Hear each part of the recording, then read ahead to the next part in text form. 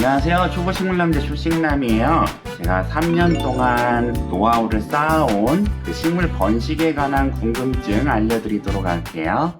물꽂이가 좋아요? 흙꽂이가 좋아요? 이것은 정말 많은 분들이 실험한 결과인데요. 물꽂이를 해서 흙에 옮기는 게 효율이 가장 좋습니다.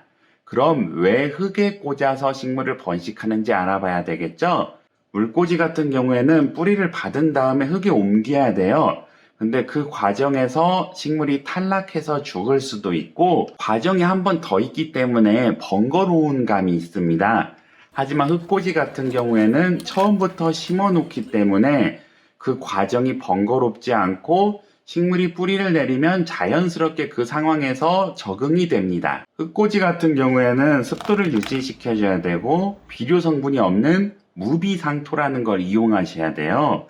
그래서 여러모로 번거롭기 때문에 여러분들이 집안에서 이렇게 간단하게 번식을 할 경우에는 물에 꽂은 다음 한두 달 있다가 흙에 옮기는 게 가장 좋습니다. 그런데 이렇게 물에 꽂을 수 없는 품종들이 몇 개 있어요. 그러니까 그런 품종들은 흙꽂이가 더 효율적일 수도 있습니다. 잎사귀로 번식을 하는 경우가 있잖아요. 호야 잎사귀가 하나 나왔다든지 페페로미아 잎사귀가 나왔다든지 그런 경우에 흙꽂이를 하는 게 좋고, 흙꽂이는 습도만 유지해주면은 그냥 방치하면 알아서 자라요. 그러니까 물꽂이는 뭐 이것저것 신경을 좀 써야 되지만 흙꽂이는 여러분들이 흙에 심어놓고 그 비닐봉투 같은 걸로 덮어서 습도만 유지해주면은 그냥 막 3달 있다가 꺼내보면은 그냥 자라 있어요. 그런 편리성도 있지만은 그냥 물에 꽂아서 옮기는 게 가장 좋습니다. 두 번째, 수태는 왜 사용하나요? 수태 같은 경우는 번식용으로 굉장히 많이 사용하고요. 이 수태 자체에서도 식물을 그냥 키울 수가 있습니다. 그러니까 여러분들이 물꽂이를 하기 힘든 경우가 있어요. 그러니까 식물의 줄기가 손상되었거나 이런 잎사귀가 없는 경우, 너무 마른 경우, 이런 경우들이 있는데 그런 경우에는 물에 담갔을 때 부패가 되는 경우가 있어요. 그러니까 줄기 마디가 너무 짧아버리면은 물속에 이렇게 퐁당 넣었을 때 그 줄기가 썩어버리는 경우가 있습니다. 그래서 수태를 물에 적셔서 꽉 짠 후에 여기다 이렇게 넣으면은 뿌리가 돋아나는 경우가 있어요. 죽은 식물을 살릴 때도 수태를 이용하기도 하고요.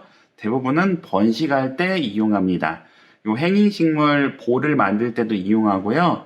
그 다양하게 수태가 이용되긴 하는데 별도로 또 이것을 구매해야 되기 때문에 그냥 여러분들이 특수한 식물, 뭐 베고니아나 뭐 필로덴드론 삽수 뭐 이런 거를 그 키우는 입장이 아니라면은 그냥 이렇게 물에 꽂아도 다 해결이 됩니다.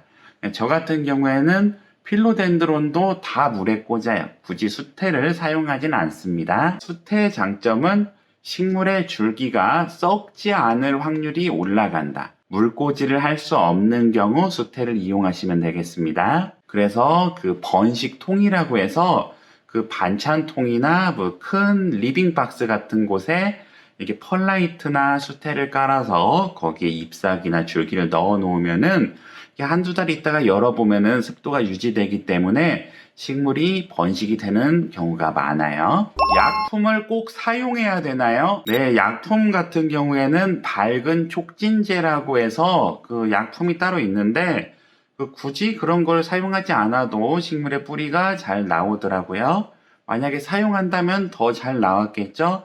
저도 구매는 해놨는데 귀찮아서 거의 사용은 하지 않는 편입니다. 펄라이트 질석 삽목의 효과는 어떤가요? 제가 펄라이트 삽목도 해보고 질석 삽목도 해보고 하이드로볼 삽목도 해보고 다 해봤는데요. 그냥 물에 꽂는 게 최고인 것 같습니다. 엄청 큰 차이가 나진 않았어요. 병이 어두울수록 뿌리가 더 잘 나오나요? 그러니까 우리가 알고 있는 상식 중에는 뿌리가 어두울 때 식물의 뿌리가 더 잘 나온다고 이렇게 많이 배웠습니다. 그런데 제가 실제 실험을 해보고 그 다른 분들이 한 실험 결과도 봤을 때 여기가 더 어둡다고 해서 더 뿌리가 잘 나오는 건 아니에요. 그리고 설령 더 잘 나오더라도 그 엄청난 차이가 나진 않습니다. 그러니까 여기다 하나 비슷한데 뭔가 차이점이 있기는 있겠죠. 그런데 어두움의 차이로 뿌리가 그렇게 잘 나오는 것은 아니었습니다. 그리고 이 식물들은 번식을 하더라도 어느 정도 빛이 필요합니다. 그러니까 이것을 암실에 놓고 번식하는 것보다 밝은 곳에 놓고 번식을 하는 게 더 빨리 뿌리가 나오고 성장을 합니다. 새싹이 돋아났을 때 이 투명한 컵일 경우에 빛을 받아서 그 새싹이 더 잘 자란다고 합니다. 그런데 어두운 병에 놓았는데 새 생장점이 열리면은 그것은 빛을 못 받았기 때문에 비실비실하다고 해요. 그래서 이런 투명 용기에 번식을 해도 장점이 있고 어두운 용기에 번식을 해도 장점이 있습니다. 그러니까 이 두 가지가 크게 차이 나지 않는다는 것이에요. 그런데 저는 이 TOP 캔을 주로 이용하는데 무슨 이유인지는 모르겠지만 그냥 이게 최고인 것 같아요. 여기다 하면은 그냥 100%에 100%. 뿌리는 보통 얼마 만에 나오나요? 뿌리는 빠르면은 거의 일주일에 나오고요.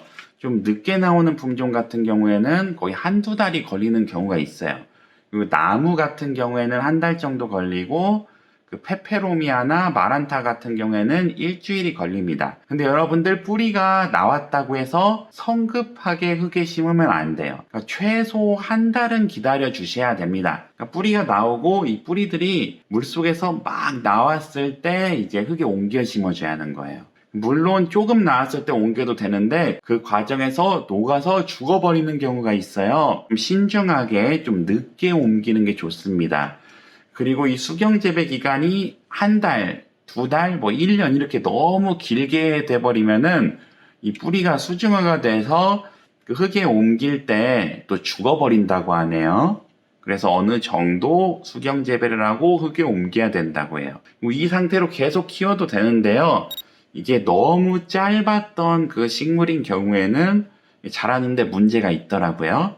근데 이렇게 생장점을 넣어서 충분히 자랄 수 있도록 이렇게 몸체를 만들어주는 경우에는 번식을 하더라도 수경 재배로 계속 키울 수가 있는 거예요. 줄기를 길게 잘라야 되나요? 1+1으로 잘라야 되나요? 식물 초보분들이 이제 번식을 하다가 가장 많이 헷갈리는 것인데요. 이렇게 탑삽수라고 해서 새 생장점이 있는 상태로 식물을 길게 잘라서 수경 재배를 하는 게 좋은지 아니면 이렇게 마디마디 잘라서 식물을 조각 내 가지고 그 개체를 많이 받는 게 좋은지 이렇게 많이 물어보세요. 정답은 마디마디 자르는 게 가장 좋습니다. 왜냐면은 이렇게 키웠을 때는 단기적으로는 굉장히 빨리 자라요. 그러니까 3개월, 6개월 키웠을 때는 이 식물이 빨리 적응을 하고 이 상태로 자라나게 됩니다.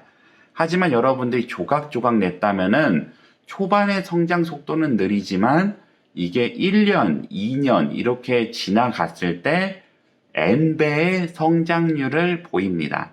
그러니까 얘는 한 줄기만 계속 자라지만 만약에 조각 내서 10조각을 냈다면은 10줄기의 새로운 생장점이 나와서 10줄기가 늘어지는 거예요. 그러니까 엄청 효율적이겠죠. 이 식물처럼 한 줄기만 늘렸다면은 한 줄기만 나왔을 텐데 만약에 10줄기 심었어요. 그럼 10개의 생장점이 나와서 10개가 올라가니까 이게 시간이 가면 갈수록 줄기가 많아지겠죠. 단기적으로 식물을 안 죽이고 싶다. 그러면 이렇게 길게 자르시고요. 나는 좀 관리가 가능해서 얘를 좀 짧게 자르고 싶다. 그러신 분들은 조각을 내서 이렇게 번식하시면 됩니다. 근데 조각 내면은 거의 1년 정도는 잘 보살펴줘야 돼요. 근데 조각을 내지 않으면은 큰 보살핌 없이 한 3개월이면은 바로 적응이 됩니다. 그 외 주의해야 할 점이 있나요? 여러분들이 식물을 마구 자르기 시작하면은 식물 본체가 약해질 수가 있고 이관상 좋지 않을 수가 있겠죠? 그리고 이렇게 수경재배 식물로 식물을 키우다 보면은 이 식물이 크게 성장을 안 합니다. 흙에 있을 때랑 물에 있을 때랑 약간 성장 속도가 달라요. 그래서 공간을 적게 차지하는 거는 좋지만 식물을 만약에 크게 키우고 싶은 꿈이 있으신 분들은 수경 재배로 키우는 거를 비추천해요. 근데 제가 키워보니까 이 수경 재배를 해야 이 공간이 좁아지잖아요. 그리고 물 관리도 쉽고 장점이 있는 것 같아요. 그리고 이렇게 새순이 나오는 곳 있잖아요. 새순을 잘라가지고 물꽂이 하는 경우가 있어요. 근데 저도 지금 최근에 한 사실인데 물꽂이를 할 때 이게 연할 때가 있어요. 방금 돋아난 순. 그 순을 잘라가지고 하면은 다 녹아버립니다. 그러니까 제가 최근에 실버리안이 새순이 엄청 많이 쏟아졌었는데 그 욕심을 좀 부려가지고 다 잘라버렸어요. 그리고 다 물꽂이를 했더니 그 흐물흐물하면서 다 녹아버리더라고요. 그래서 이 식물의 줄기가 어느 정도 단단해져야 번식을 할 수 있다고 생각이 됩니다. 그러니까 이 안쪽 부분은 쉽게 번식이 되지만 이렇게 새로운 부분, 말랑말랑한 부분, 나온 지 하루 이틀 된 부분을 욕심 부려서 이렇게 자르면 안 되는 거예요. 그러니까 좀 참아주세요. 성장기에는 어차피 잎사귀가 마구 뿜어져 나오니까 괜히 욕심 부려서 자르면은 여러분만 손해예요. 그러니까 자랄 때는 그냥 자라게 놔두고요. 만약에 너무 자랐다. 그럴 때만 잘라주시면 됩니다. 네, 오늘은 저의 물꽂이 노하우 알려드렸고요. 이 물꽂이를 해서 번식을 해서 여러분 집에 있는 식물을 더 풍성하게 만드실 수가 있어요. 제가 이렇게 번식해놨으면은 제가 다음에 분갈이 할 때 본체 옆에 심어서 이렇게 풍성하게 만들 수가 있어요. 개체수를 늘릴 수가 있습니다. 그런데 여러분들이 이제 번식 욕심이 생겨서 마구 자르기 시작하면은 식물이 모두 잔챙이가 된다. 그리고 이게 식물을 많이 분양해달라고 하시는데 저는 거의 분양을 하지 않고요. 거의 다 제가 키웁니다. 그리고 이제 번식을 해서 팔아먹을 생각을 하시면 안 돼요. 팔아먹을 생각을 하시면은 그 잘 자라던 식물도 괜히 다 잘라버립니다. 그리고 이렇게 자른 식물도 아까워가지고 어떻게 팔아먹을 수가 없어요. 또 상품성이 없다 보니까요. 그래서 또 식물 판매를 이렇게 또 전문적으로 할 수가 없고 어차피 누구에게 나눔을 하는 식으로 이렇게 하기 때문에 굳이 팔아먹을 생각을 하면 안 되는 것 같아요. 저도 팔아먹을 생각으로 번식을 굉장히 많이 했잖아요. 근데 실제로는 거의 못 팔아먹었어요. 그리고 막상 팔아먹지도 못해요. 아까워서 팔기도 어렵고 그 판매 경로도 없고 당근마켓 이용하자니 또 귀찮고 해가지고 저 같은 경우에는 처음에는 이제 팔아먹을 생각 좀 하다가 이제는 안 하고 있습니다. 그냥 안 팔아먹으려고요. 네, 여기까지 집에서 식물 키우는 초보식물 남자 초식남이었고요.